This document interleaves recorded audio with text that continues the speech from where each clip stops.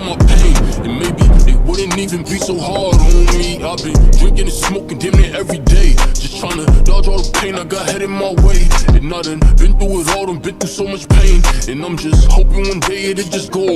Como é que família boa, sejam bem-vindos aqui ao nosso canal focado no objetivo. No vídeo de hoje iremos falar de G-Fredo. Se você faz esse tipo de conteúdo gangsta, fica por cá e já sabes, né? Let's go, family! G-Fredo, com certeza é um dos manos mais conhecidos de Boston. Ele e a gangue dele foram um dos primeiros desses todos rappers a serem pegos pela Lei Rico. Para quem não sabe o que é a Lei Rico, vou dar aqui uma resumida bem rápido. A Lei Rico foi feita simplesmente para pegar chefes de cartéis de gangues e essas paradas. Imagina, por exemplo, que tu comandas uma gangue e mesmo que não tenhas cometido nenhum crime diretamente, só pelo facto de dar ordem e seres o líder da gangue, esse crime que o teu soldado cometeu vão para ti em peso. É meio que assim, e essa lei é o terror dos manos lá nos Estados Unidos. Mas vale lutar contra uma acusação de homicídio somente do que a Lei Rico, porque quando essa lei recai sobre ti, é porque os federais já estão na tua cola há muito tempo. Igual está a acontecer com a SL de Young Thug, ou mesmo com os manos da All Block. 31 pessoas da gangue de G-Fredo, conhecida como Snob, foram pegas por essa lei nesse momento e estão a ser acusados por diversas paradas, desde homicídio a tráfico de drogas. E os crimes cometidos por eles vão de Boston e percorrem toda a Massachusetts. Os manos simplesmente faziam dinheiro para caralho com o crime, e apesar de serem vários os acusados, os dois que ficaram simplesmente com a cara pública foi G-Fredo e 7981 Cal. Os dois têm várias faixas juntos e eles estavam simplesmente a dominar o mercado musical lá de Boston, e são poucas as pessoas que não conheciam esses manos, especialmente os federais que já controlavam os movimentos deles há muito tempo, e foi por isso que começaram a criar um caso rico sobre os manos, isso lá no ano de 2019. E tudo isso simplesmente porque os boys estavam a falar de tudo o que faziam nas músicas, desde homicídio à venda de drogas. E uma cena que fez eu achar esses manos muito, mas muito loucos é que nos videoclipes eles recriavam crimes reais que aconteceram, mas que nunca foram resolvidos pela polícia. E muitos deles, mesmo com pulseiras eletrônicas, cometiam diversos crimes e gerenciavam a cena toda. Os manos tinham negócios envolvendo garotas de programa que saíam da área deles, iam até a fronteira ter com people do dinheiro e aproveitavam, levavam droga para vender. Era tudo muito bem organizado. E o mais sinistro disso é que os manos sabiam que essa lei rica iria pegá-los mais cedo ou mais tarde, porque alguns dias antes deles serem pegos, 7981 Cal lançou uma faixa chamada de Rico. E nessa faixa dá para sentir que ele sabia que estavam a ficar apertados e que o fim estava à espreita. Tudo começou em uma área lá em Boston chamada de Dorchester, e essa área era onde os Nob Gangs se formariam. Nob é uma abreviação de três ruas que eles representam: a Norton, a Olney e a Barry. Eles têm bife com dois quarteirões que estão a 5 minutos da área deles, e uma curiosidade sobre os manos da Nob é que a maioria dos manos são cabo-verdianos, ou seja, nasceram lá em Cabo Verde. E uma parada que provavelmente muitos não sabem, mas Boston, ou melhor dizendo, Massachusetts, tem a maior população de cabo-verdianos dos Estados Unidos, ou até dizendo mais amplamente do mundo, como é claro, sem contar com o país de origem. Se fores para lá e souberes falar crioulo, podes falar com eles que eles irão te entender perfeitamente. A maioria dos cabo-verdianos no início iam para lá trabalhar no mar, caçar baleias, pois isso era um negócio muito rentável até a década de 1920, e grande parte das pessoas lá em Cabo Verde são experientes quando se trata de mar, por isso eram muitas das vezes chamadas. Mas esse negócio acabou por ir por água abaixo. Naquela época, Boston ficou tão caro que todos esses cabo-verdianos que estavam naquelas áreas mais ricas tiveram que ir para diversos bairros. Por exemplo, as gangues que os nobres têm bife são compostos também por cabo-verdianos. É bem comum, por exemplo, encontrar os membros da mesma família tretados, primos com primos, tios com sobrinhos, é algo bem sinistro. Houve uma vez que G-Fredo estava em um evento familiar e nesse evento também foram convidados os rivais deles que eram da mesma família dele e ele nem sabia que eram família. Ficou uma tensão tão forte que tiveram que os colocar cada um em um lado da festa, e mesmo os colocando longe, os manos tretaram na mesma e o evento acabou por ser cancelado. Pensem numa parada sinistra. No ano 2017, G-Fredo e 7981 Cal começaram a lançar faixas juntos, isso lá no SoundCloud, plataforma que era muito usada antigamente, mas hoje já não tem assim tanta força. Os manos sempre foram verdadeiros, cantando sempre o que eles viviam, e a cada dia que passava as músicas deles iam ficando mais e mais pesadas. Em setembro desse mesmo ano de 2017, anos que eles começaram a cantar, 7981 Cal e o primo deles chamado de Ricky, conhecido também nas ruas como Black, passavam por uma barbearia cabo-verdiana lá em Boston, no bairro de Dorchester, quando viram um rival deles chamado de Banzo a cortar o cabelo. Os cabo-verdianos lá têm o hábito de fazer drive-by em scooters. Normalmente, os manos de Chicago e New York fazem os drive-by em carros, mas os cabo-verdianos lá têm o hábito de usar scooters, porque segundo eles, é mais fácil de escapar porque a scooter entra em lugares onde o carro não entra. Drive-by, para quem não sabe, é o ato de disparar de dentro do carro, ou scooters, como os cabo-verdianos fazem lá em Boston. Após verem Banzo circular pela área indo em direção à barbearia, 7981 Cal e o primo dele, Ricky, o seguiram na scooter, e nisso, Cal saiu da moto, entrou dentro da barbearia onde estava Banzo e disparou por umas 3 vezes contra ele, e logo saiu vazando vazada entrando na scooter. Esse crime deu uma repercussão muito grande, tanto nacional como internacional. Nunca algo assim havia acontecido naquela barbearia e o que fez os humanos quase serem pegos foi que quando o Rico estava de vigia, ele usava um monitor de tornozelo por um crime passado, então foi fácil os policiais o conseguirem colocar na cena devido ao sinal da tornozeleira. Mas o Estado não o prendeu por não terem provas suficientes, o que eu acho muito estranho, mas pronto. E a partir desse dia, as coisas foram ficando piores e após ele matarem Banzo, Cal e Gifredo, lançaram a música Dead Ups no SoundCloud, onde zombam da morte de Banzo. E essa música, em apenas algumas horas, recebeu milhares de ouvintes. Os rivais deles, os Cameron Street, naquela altura ainda não tinham assim nenhum rapper que representava a área, por isso os Nob se tornaram rapidamente mais conhecidos e nisso começaram a mexer com paradas pesadas. Os manos abriram casas escuras onde cozinhavam drogas bem pesadas como cocaína, fentanil e essas cenas. E eles tinham clientes que iam até KP Code, que ficava mais ou menos ali umas 5 horas de carro. Se por exemplo algum membro dos Nob fosse pego nesse percurso, o dinheiro era retransferido para 7981 Cal, que pagava os melhores advogados para tirá-los de lá, e na prisão tinham todas as regalias, desde dinheiro para comer na cantina até mulheres. Era uma cena realmente bem organizada. Cheguei até a ler relatos que Gifredo e Cal por vezes se vestiam de mendigos e iam para zonas conhecidas no Brasil como Cracolândia, mas atenção, a Cracolândia dos Estados Unidos, só para venderem crack e vários tipos de drogas. Só que o que eles provavelmente não sabiam é que nessas zonas tem vários policiais também disfarçados de mendigo fazendo papel de viciados, e isso é algo que me deixa de boca aberta quando falamos de policial dos Estados Unidos. Os manos conseguem se filtrar de uma forma absurda. Se for preciso, ele vai cheirar e fumar à tua frente só para acreditares que ele é um dos teus. Deixam a barba crescer, o cabelo crescer, é algo fora do normal. Alguns deles dizem que chegaram a comprar droga de membros da Nob. Houve algumas prisões, mas mesmo assim não foi suficiente para os parar e pouco a pouco os Nob iam ganhando mais respeito e reconhecimento. Em uma noite de fevereiro de 2018, Gifredo e um atirador dele pararam em um lugar na área de Cameron Street, em uma zona pacífica. Supostamente, eles estavam naquele local a fazer um negócio quando do nada viram um rival deles chamado de John Collin frente à casa onde morava. Então eles colocaram o carro em um beco que ficava perto da casa de John e assim que o viram começaram a disparar por várias vezes. Depois de derrubarem, voltaram para o lugar onde estavam fazendo um negócio como se nada fosse. Uma mulher que estava com John após ele ser baleado foi ao auxílio dele e antes de John desmaiar ela apontou para a rua onde o carro foi e disse que quem o havia baleado foi Gifredo e depois de falar o nome de Fredo, o boy morreu. Algumas semanas depois desse homicídio, Gifredo lançou a música They Don't Know, onde ele recriou a cena do assassinato de John Collin no videoclipe da música. Pense num cara louco. Nesse ele ficou conhecido como baixinho com comichão no dedo. Gifredo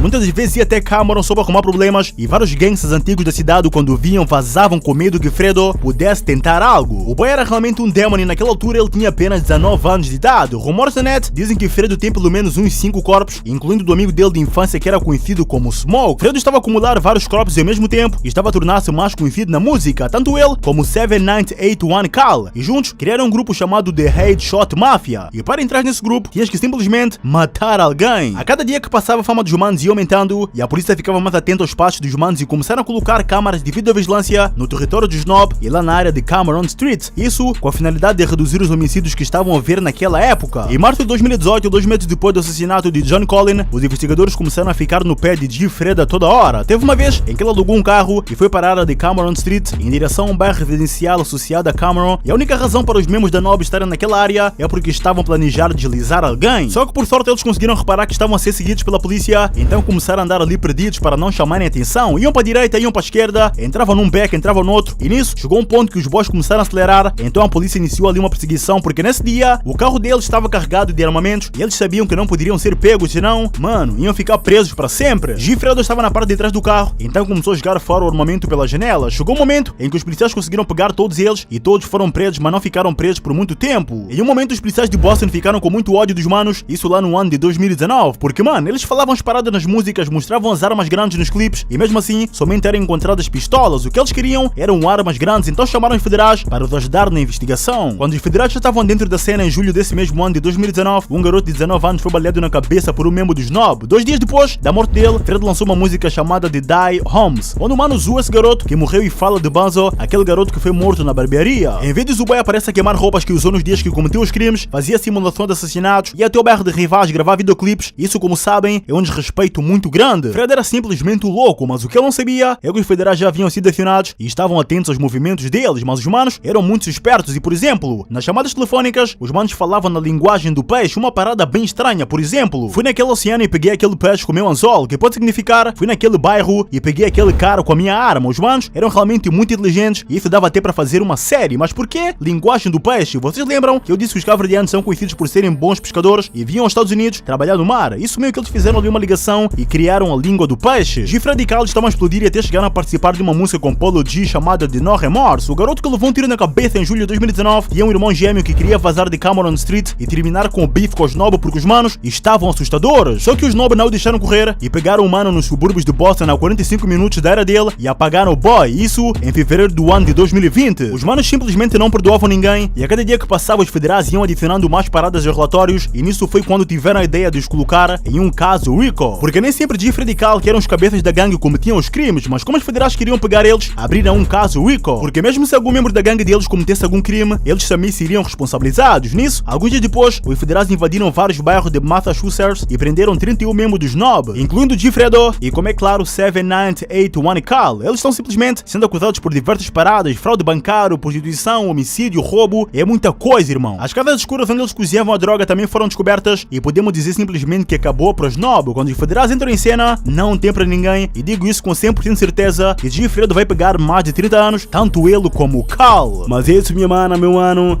Espero realmente que vocês curtiram do vídeo. Se curtiste, não te esqueça de fazer a inscrição no canal para não perderes nenhuma história. Vem logo fazer parte dessa família. Até a próxima!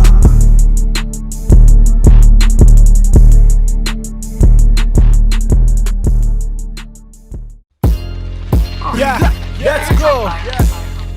Subscreve o canal, subscreve e deixa o teu like. Yeah. Subscreve o canal, yeah, yeah. Focado no objetivo. Yeah. Subscreve o canal, yeah, yeah, yeah. E deixa o teu like.